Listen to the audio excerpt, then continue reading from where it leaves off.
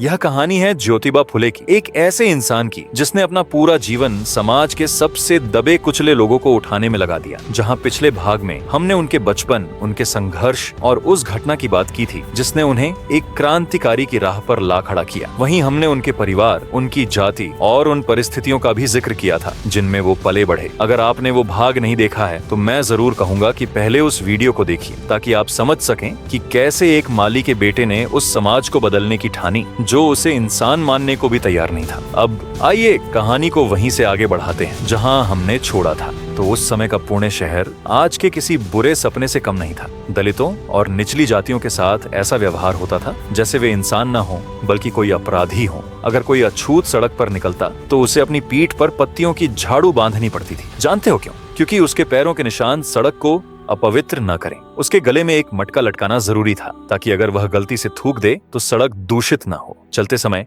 उसे जोर जोर से चिल्लाना पड़ता था, हटो हटो, अछूत आ रहा है, ताकि ऊंची जाति के लोग उससे दूर रहें। जरा सोचिए यह कैसा मंजर था। एक इंसान को अपनी मौजूदगी के लिए माफी मांगनी पड़ती थी। ब्राह्मणों का मानना था कि अछूतों की छाया भी उनके पवित्र वातावरण को गंदा कर सकती है। दलितों को ऊंची जातियों के कुओं और तालाबों से पानी लेने की इजाजत नहीं थी। इसका नतीजा यह हुआ कि उन्हें गंदे कीचड़ भरे गड्ढों का पानी पीना पड़ता था। इस गंदे पानी की वजह से वे तरह तरह की बीमारियों का शिकार हो जाते थे। बच्चे, बूढ़े और औरतें सब बीमारी और अपमान के इस दलदल में डूबे थे। यह समाज नहीं बल्कि इंसानियत का कत्लखाना था। ज्योतिराव का दिल इस अत्याचार को देखकर पिघल गया। वे चुप रहने वालों में से नहीं थे। उनके भीतर की आग अब सिर्फ सवाल नहीं पूछ रही थी बल्कि जवाब ढूंढ रही थी। इस पर ज्योतिराव ने साल 1848 में एक ऐसा कदम उठाया जो उस समय की सोच से कोसों आगे था। उन्होंने अपने घर के पानी के हौज को दलितों और अछूतों के लिए खोल दिया। यह कोई साधारण कदम नहीं था। यह सिर्फ पानी का हौज नहीं था, यह मानवता की पहली लहर थी और बराबरी की पहली बूंद थी। ज्योतिराव ने कहा, पानी तो सबके लिए है, अगर इंसान को पानी पीने का हक नहीं तो वह इंसान कैसे? उनके इस कदम ने समाज में हड़कंप मचा दिया। ऊंची जातियों के ठेकेदार भड़क उठे। वे चिल्लाए, यह माली क्या खुद को ब्राह्मण समझता है? अछूतों को पानी पिलाकर धर्म को अपवित्र कर रहा है। ज्योतिराव के अपने रिश्तेदार भी उनके खिलाफ हो गए। उनके पिता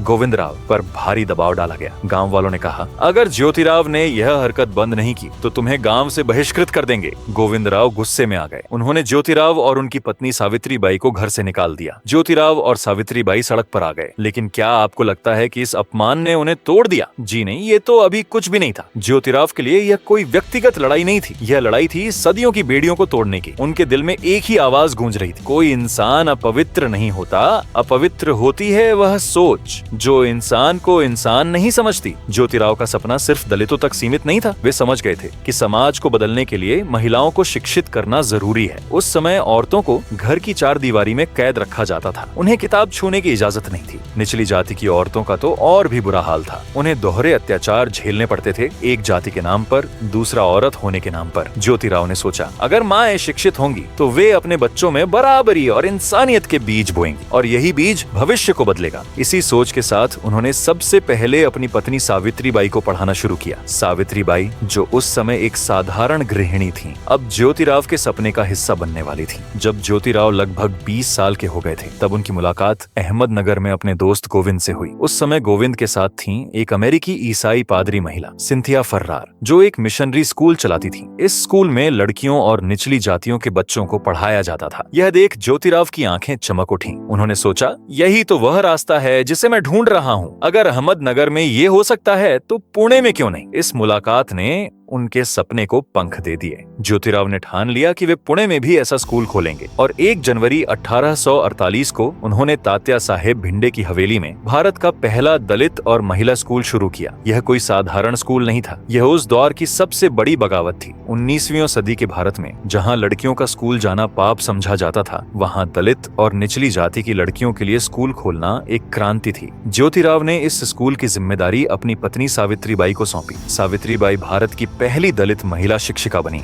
यह एक ऐतिहासिक कदम था, लेकिन समाज के ठेकेदारों को यह बर्दाश्त नहीं हुआ। गांव में हंगामा मच गया। लोग चिल्लाने लगे, एक दलित औरत शिक्षिका, ये तो धर्म के खिलाफ है, ये शास्त्रों का अपमान है। सावित्रीबाई जब स्कूल जाती थीं, तो रास्ते में उनकी राह में कांटे बिछाए जाते थे। लोग उन पर मिट्टी फेंकते, गोबर उछालते और पत्थर मारते। गांव की औरतें ताने मारती, यह पढ़ेगी और पढ़ाएगी, नारी होकर समाज के खिलाफ चलेगी। पुरुष चिल्लाते, यह स्कूल बंद करो, नहीं तो अंजाम बुरा होगा। लेकिन सावित्रीबाई डरी नहीं। उनके इरादे पत्थर से भी मजबूत थे। वे हर सुबह साड़ी में एक अतिरिक्त कपड़ा लेकर निकलती थीं। जब लोग उन पर गंदगी फेंकते तो वे कपड़ा बदलती और स्कूल पहुंचकर बच्चों को पढ़ाती। सावित्रीबाई जानती थीं कि यह लड़ाई सिर्फ उनकी नहीं बल्कि हर उस औरत और दलित की थी जिसे सदियों से कुचला गया था। उनका हौसला देखकर ज्योतिराव का विश्वास और मजबूत हो गया। ये जोड़ी अब सिर्फ पति पत्नी नहीं थी, वे एक क्रांति के दो पहिए बन गए थे। कहते हैं, जो लोग समाज के सांचे में नहीं ढलते वही इतिहास रचते हैं, और ज्योतिराव सावित्रीबाई ने यही किया। ज्योतिराव और सावित्रीबाई का यह स्कूल सिर्फ एक इमारत नहीं था, ये एक सपना था। ये उस समाज को चुनौती थी जो इंसान को उसकी जाति और जेंडर से तौलता था। लेकिन यह सिर्फ शुरुआत थी। समाज का विरोध बढ़ता जा रहा था। लेकिन साल 1849 तक ज्योतिराव और सावित्रीबाई का स्कूल पुणे में दलित और महिला शिक्षा की रोशनी बन चुका था। लेकिन यह रोशनी हर किसी को पसंद नहीं थी। समाज के कट्टरपंथी ठेकेदारों ने उनके खिलाफ धमकियां देनी शुरू कर दी। यह स्कूल बंद करो, नहीं तो गांव में तुम्हारा जीना मुश्किल कर देंगे। ऊंची जातियों के लोग सावित्रीबाई पर गोबर और पत्थर फेंकते और ज्योतिराव को गांव से निकालने की धमकी देते। साथ ही आर्थिक तंगी ने भी उन्हें जकड़ लिया। मजबूरी में ज्योतिराव को अपना पहला स्कूल कुछ समय के लिए बंद करना पड़ा। लेकिन क्या ज्योतिराव हार मानने वालों में से थे? बिल्कुल नहीं। उनकी आंखों में अभी भी वही सपना था, एक ऐसा समाज जहां हर इंसान को बराबरी मिले। कुछ ही समय बाद उन्होंने फिर से हिम्मत जुटाई और स्कूल दोबारा खोल दिया। इस बार उनका जोश और भी तेज था। उनकी यह जिद अब एक लहर बन चुकी थी। दलित और पिछड़े वर्ग के लोग जाग रहे थे। उनकी आवाज में अब डर नहीं बल्कि हौसला था। ज्योतिराव अकेले नहीं थे। उनकी इस लड़ाई में कई लोग उनके साथ आए। उनके पड़ोसी गफ्फार बेग की बेटी फातिमा ने इस आंदोलन में कदम रखा। साथ ही एक ब्राह्मण युवक विष्णुपंत थट्टे ने भी ज्योतिराव का साथ दिया।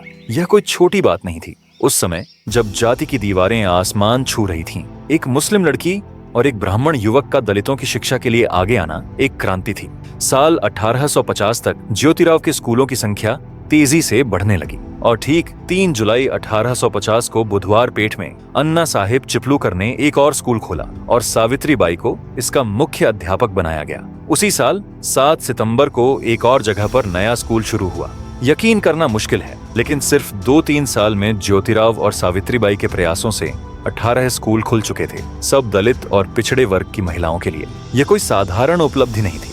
यह उस अंधेरे समाज में सूरज की पहली किरण थी। ज्योतिराव और सावित्रीबाई का यह काम अब सिर्फ पुणे तक सीमित नहीं था। उनकी मेहनत की गूंज दूर दूर तक फैल रही थी। साल 1852 में अंग्रेज सरकार ने उनके शिक्षा के प्रयासों को देखकर उन्हें सम्मानित किया। पुणे संडे आमजवर अखबार ने 29 मई 1852 को एक रिपोर्ट छापी जिसमें लिखा था कि ज्योतिराव के स्कूलों में पढ़ने वाली लड़कियों की संख्या सरकारी स्कूलों में पढ़ने वाले लड़कों से 10 गुना ज्यादा थी। ये खबर पूरे शहर में आग की तरह फैल गई। महिला शिक्षा की यह क्रांति अब रुकने वाली नहीं थी। ज्योतिराव और सावित्रीबाई ने न सिर्फ दलित और पिछड़ी महिलाओं को पढ़ाया बल्कि पूरे समाज को एक नया सवेरा दिखाया। लेकिन उनकी लड़ाई सिर्फ शिक्षा तक सीमित नहीं थी। वे समाज की हर बुराई को जड़ से उखाड़ना चाहते थे, चाहे वह सती प्रथा हो या विधवाओं के साथ होने वाला अत्याचार। उस समय भारत में सती प्रथा एक क्रूर रिवाज था। बंगाल में समाज सुधारक राजा राममोहन राय ने इस प्रथा को खत्म करने के लिए अपनी जिंदगी लगा दी थी।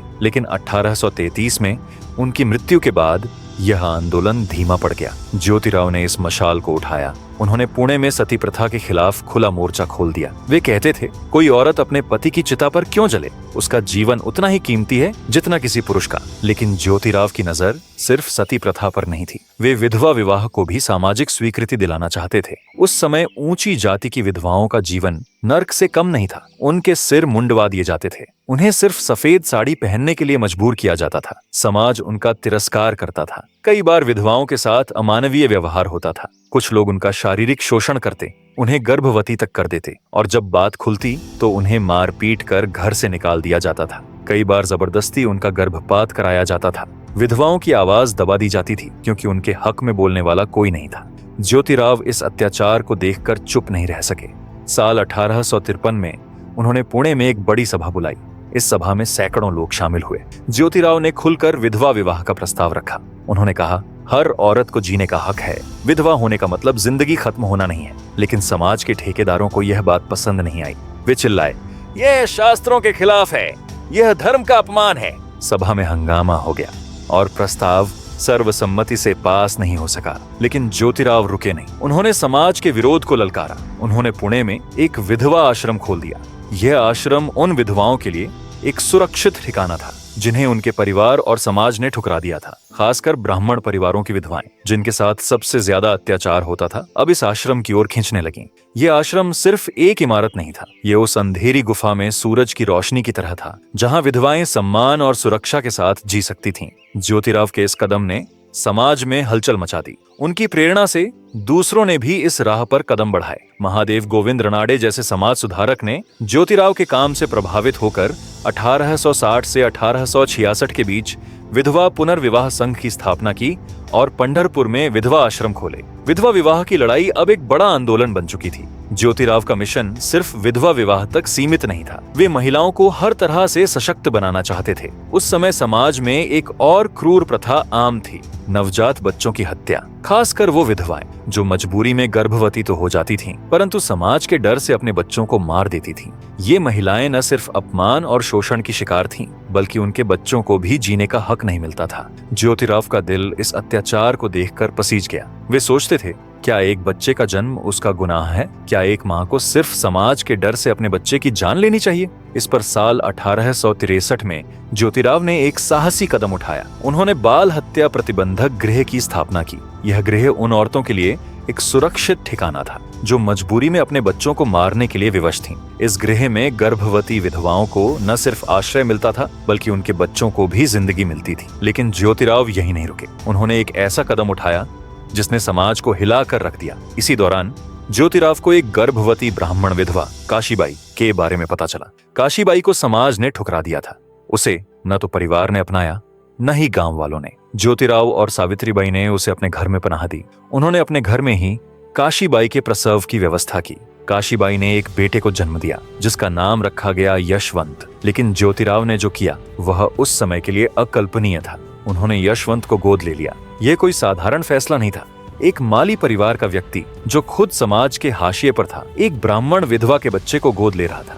ज्योतिराव ने समाज को खुला संदेश दिया, जीवन को बचाना ही असली धर्म है। बच्चा किसी भी जाति का हो, वह इंसान है और हर इंसान को जीने का हक है। इस कदम ने समाज के ठेकेदारों को बेचैन कर दिया। लोग चिल्लाए, यह माली धर्म को अपवित्र कर रहा है।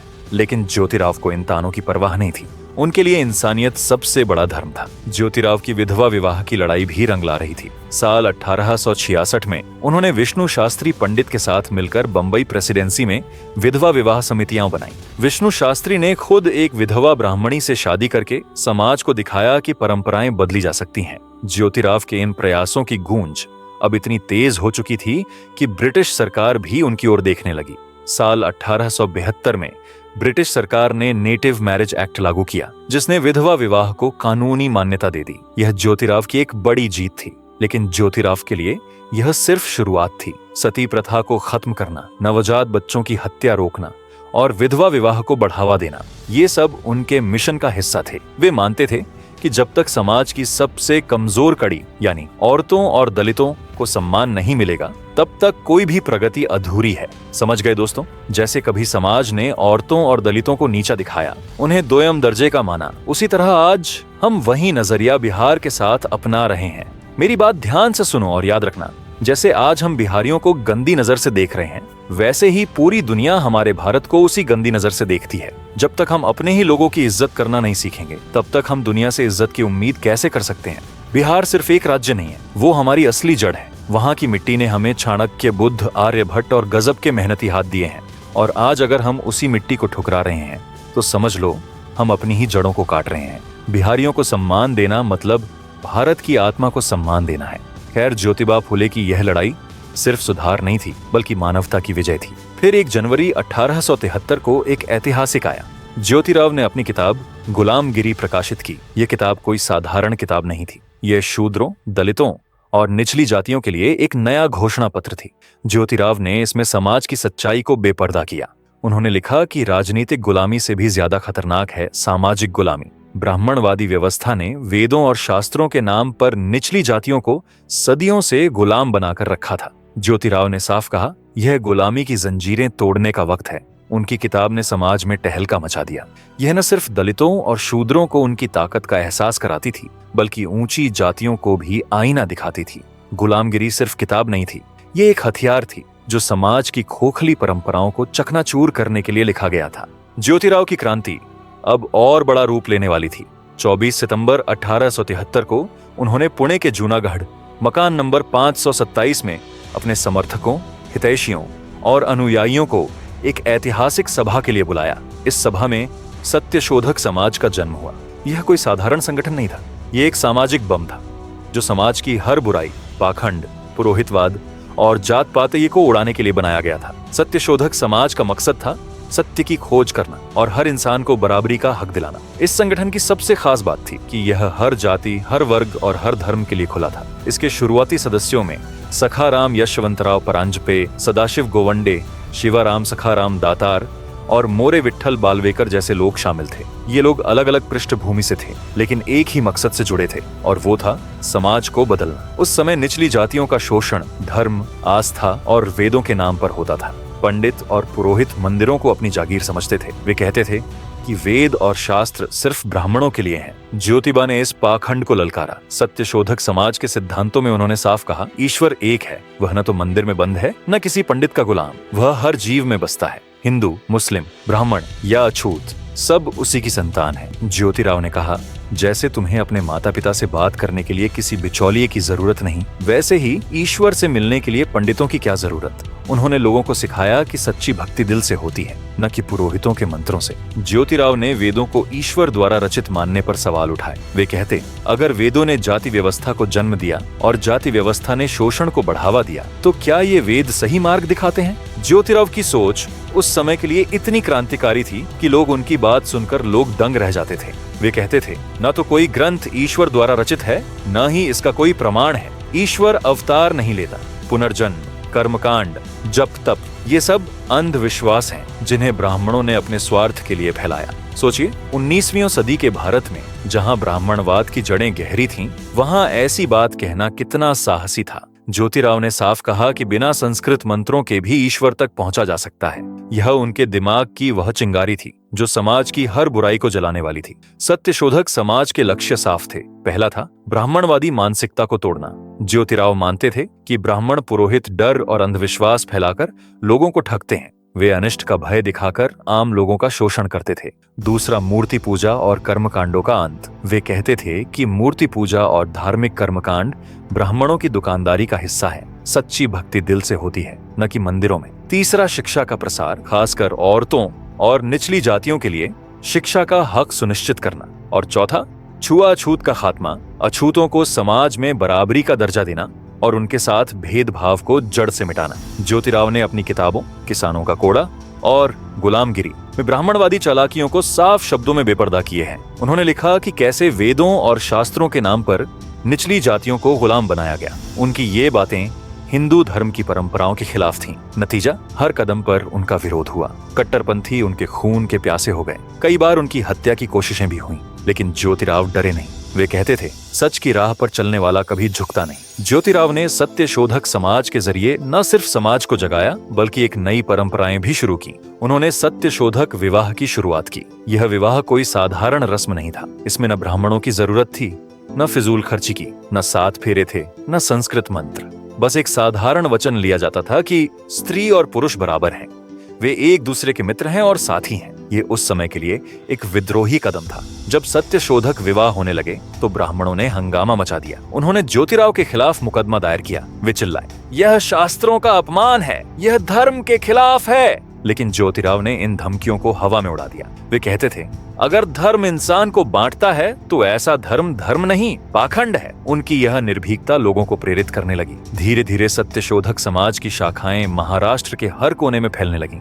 यह अब जनता का संगठन बन चुका था। यह मशाल अब किसी एक हाथ में नहीं थी, यह पूरे समाज की मुट्ठियों में जल रही थी। ज्योतिराव की नजर सिर्फ दलितों और औरतों तक सीमित नहीं थी। वे हर उस इंसान के लिए लड़े जिसे समाज ने हाशिए पर धकेल दिया था। साल 1874 में महाराष्ट्र में किसानों का विद्रोह उफान पर था। साहूकार और जमींदार किसानों को लूट रहे थे। ज्योतिराव खुलकर किसानों के साथ खड़े हो गए। वे सभाएं करते, गांव गांव जाकर किसानों को उनकी ताकत का एहसास कराते। वे कहते थे, किसान सुखी तो विश्व सुखी। जब ज्योतिराव पुणे नगर पालिका के सदस्य बने तो उनकी नजर मिल मजदूरों की बदहाली पर पड़ी। कारखानों में औरतें और बच्चे 14-14 घंटे बिना छुट्टी के पिस रहे थे। उनकी मजदूरी इतनी कम थी कि वे 2 वक्त की रोटी भी मुश्किल से जुटा पाते थे। ज्योतिराव ने इस अन्याय को बर्दाश्त नहीं किया। उन्होंने नारायण लाल लोखंडे के साथ मिलकर मजदूरों को संगठित करना शुरू किया। ज्योतिराव और लोखंडे ने सभा दर सभा, मंच दर मंच मजदूरों की आवाज बुलंद की। साल 1888 में लोखंडे ने मुंबई में पहला मजदूर सम्मेलन बुलाया। इस सम्मेलन में 6000 मजदूरों ने हस्ताक्षर किए और एक मांग पत्र सरकार तक पहुंचाया। उनकी मेहनत रंग लाई। साल 1890 में उनके प्रयासों से रविवार की छुट्टी का कानून पास हुआ। यह मजदूरों के लिए एक ऐतिहासिक जीत थी। इसके साथ ही मिल मजदूर संगठन की नींव पड़ी, जो मजदूरों के हक की लड़ाई को और आगे ले गया। ज्योतिराव की नजर किसानों की दुर्दशा पर भी थी। साहूकार और जमींदार जाली हिसाब किताब बनाकर किसानों को कर्ज के जाल में फंसाते थे। ज्योतिराव ने इस शोषण के खिलाफ आवाज उठाई। सत्य शोधक समाज के दबाव और ज्योतिराव की सिफारिश पर साल 1878 में दक्कन किसान राहत कानून बना, जो 1879 में लागू हुआ। इस कानून का मकसद था किसानों को कर्ज के बोझ से मुक्त करना और साहूकारों के जाल से बचाना। ये कानून किसानों के लिए एक बड़ा सहारा बना। ज्योतिराव की यह लड़ाई सिर्फ एक वर्ग के लिए नहीं थी, वे हर उस इंसान के लिए लड़े जिसे समाज ने कुचला था, चाहे वह दलित हो, औरत हो, किसान हो या मजदूर। ज्योतिराव की मशाल हर वंचित के लिए जल रही थी। ज्योतिराव मानते थे कि भाषा सिर्फ बोलने का जरिया नहीं, बल्कि सत्ता और शोषण का हथियार है। उस समय संस्कृत को देवताओं की भाषा कहा जाता था और उसे सिर्फ ब्राह्मणों तक सीमित रखा गया था। निचली जातियों को संस्कृत छूने की भी इजाजत नहीं थी। ज्योतिराव ने इस पाखंड को ललकारा। वे मराठी संतों की बात दोहराते थे, अगर संस्कृत देवताओं की भाषा है तो क्या मराठी चोर उचक्कों की भाषा है? उन्होंने लोक भाषा यानी मराठी को जनता की आवाज बनाया। वे कहते थे, लोक भाषा में ही जनता की ताकत है। यह वही भाषा है जिसमें लोग अपने दुख दर्द बयान करते हैं। ज्योतिराव ने मराठी में सभाएं की, किताबें लिखी और लोगों को सिखाया कि अपनी भाषा में बोलने का हक छीनना भी एक तरह की गुलामी है। और आज हम अपने ही देश में वही भूल दोहरा रहे हैं। हमारे देश में आज भी ये सोच बसी हुई है कि जो अंग्रेजी बोलता है वही पढ़ा लिखा और काबिल है, और जो हिंदी या कोई अन्य भारतीय भाषा बोलता है उसे कमतर समझा जाता है। ये सोच, ये नजरिया गलत है, क्योंकि भाषा इंसान की काबिलियत की पहचान नहीं होती। दुनिया के सबसे बड़े वैज्ञानिकों में से एक सर अल्बर्ट आइंस्टीन को भी अंग्रेजी ढंग से नहीं आती थी। क्या इससे उनकी बुद्धि में कोई कमी थी? जी नहीं। आज चीन जैसा देश अपने सारे स्कूलों में अपनी मातृभाषा में पढ़ाता है, और फिर भी वो विज्ञान, तकनीक और व्यापार में दुनिया की सबसे बड़ी ताकतों में से एक है। मैं ये नहीं कहता कि अंग्रेजी मत सीखो, सीखो, जरूर सीखो, ये जरूरी है, लेकिन उसे बस एक भाषा की तरह सीखो, न कि इंसान की काबिलियत को तौलने के पैमाने की तरह। जब हम अपनी भाषाओं को छोटा समझते हैं तो असल में हम खुद को छोटा कर लेते हैं। तो चलो आज से फैसला करें, इंसान की इज्जत उसकी सोच, उसके काम और उसके दिल से होगी, न कि वो कौन सी भाषा बोलता है। इससे भाषा ज्ञान का जरिया हो सकती है, लेकिन आत्मसम्मान और पहचान सिर्फ अपनी मातृभाषा से ही मिलती है। यही ज्योतिबा उस समय समझाने का प्रयास कर रहे थे। उनकी यह लड़ाई सिर्फ भाषा की नहीं, बल्कि सत्ता के उस ढांचे के खिलाफ थी जो ब्राह्मणवाद के जरिए निचली जातियों को दबाता था। ज्योतिराव सिर्फ जात पात और शिक्षा के लिए नहीं लड़े, वे हर उस बुराई के खिलाफ खड़े हुए जो समाज को कमजोर करती थी। उस समय शराब की लत गांव-गांव में फैल रही थी। मजदूर और किसान अपनी मेहनत की कमाई शराब में उड़ा देते थे और उनके परिवार भूखे मरते थे। ज्योतिराव ने इस लत को समाज का नासूर माना। जब वे पुणे नगर पालिका के सदस्य बने तो उन्होंने एक साहसी सुझाव दिया। वे बोले, नगर पालिका को शराब की दुकानों पर भारी टैक्स लगाना चाहिए। इससे शराबखोरी कम होगी और लोग अपनी कमाई परिवार के लिए बचा पाएंगे। यह सुझाव उस समय के लिए क्रांतिकारी था। ज्योतिराव जानते थे कि शराब न सिर्फ लोगों की जेब खाली करती है, बल्कि उनकी सोच को भी गुलाम बनाती है। उनकी यह मुहिम समाज को नशे के अंधेरे से निकालने की एक कोशिश थी। ज्योतिराव सिर्फ समाज सुधारक नहीं थे, वे एक कुशल व्यापारी, प्रभावशाली लेखक और नगर पालिका के सदस्य भी थे। साल 1863 में उन्होंने ठेकेदारी का काम शुरू किया। उनकी मेहनत और ईमानदारी ने उन्हें इतना सम्मान दिलाया कि वे पुणे नगर पालिका के आयुक्त बन गए। वे 1883 तक इस पद पर रहे। इस दौरान उन्होंने शहर की साफ सफाई, पानी की व्यवस्था और गरीबों की भलाई के लिए कई काम किए। एक लेखक के रूप में भी ज्योतिराव ने अपनी गहरी छाप छोड़ी। उनकी किताबें गुलामगिरी और श्वेतकर्चिया आसुर न सिर्फ उस समय समाज को झकझोरने वाली थीं, बल्कि आज भी लोगों को प्रेरित करती हैं। इन किताबों में उन्होंने ब्राह्मणवादी शोषण और सामाजिक गुलामी की सच्चाई को बेपर्दा किया। उनकी लेखनी इतनी तेज थी कि वह समाज के पाखंड को चीर देती थी। 19वीं सदी का भारत कुरीतियों और अंधविश्वासों की जंजीरों में जकड़ा हुआ था। इस अंधेरे में कुछ लोग सूरज की तरह चमके, जिसमें राजा राममोहन राय, केशव चंद्र सेन, देवेंद्र नाथ ठाकुर और स्वामी दयानंद सरस्वती जैसे समाज सुधारकों ने